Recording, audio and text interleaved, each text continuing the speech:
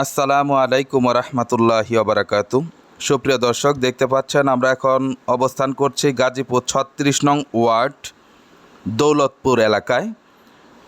ওই যে দেখতে পাচ্ছেন ওইটা হচ্ছে রাস্তা, চতুর্দিকেই রাস্তা আছে, কাছাকাছি মসজিদ আছে, দেখেন মানুষের বাড়ি ঘর আছে চারদিকেই।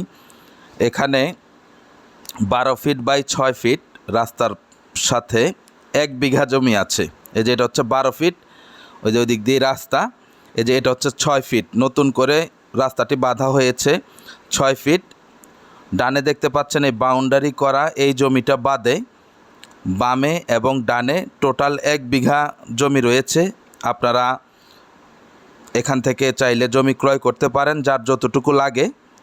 12 ফিট যেই জমির রাস্তা পড়েছে কর্নার প্লট, এটা হচ্ছে 6 লাখ টাকা কাঠা, এবং পরবর্তী যতগুলো আছে সবই হচ্ছে 5 লাখ টাকা করে কাঠা।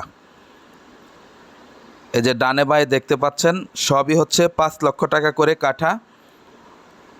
খুবই সুন্দর একটি প্লট, এখনই বাড়ি করার উপযোগী। উঁচু জমি দেখতে পাচ্ছেন, তারপরেও বাড়ি করার সময় আপনারা কিছু পরিমাণ মাটি ফেলে নেবেন, এটা আপনাদের ভবিষ্যতের জন্য ভালো হবে।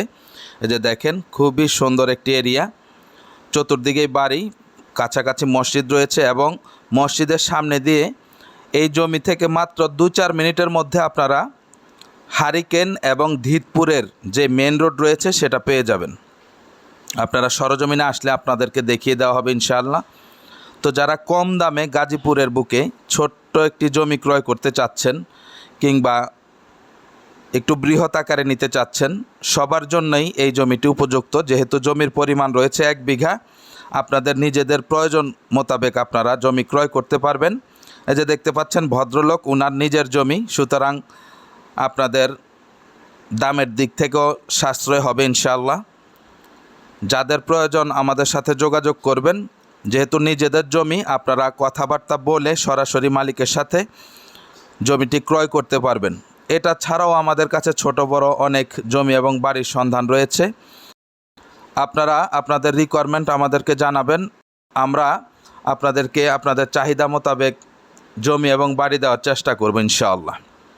তা আশা করি বুঝতে পেরেছেন। যাদের প্রয়োজন খুবই দ্রুত যোগাযোগ করবেন। দেখতেই পাচ্ছেন চতুর্দিকে বাড়িঘর রয়েছে, আপনারাও বাড়ি করতে পারবেন। সকলে ভালো থাকবেন, সুস্থ থাকবেন। চ্যানেল এবং পেজটিকে লাইক কমেন্ট শেয়ার করবেন। আসসালামু আলাইকুম ওয়া রাহমাতুল্লাহি ওয়া বারাকাতুহু।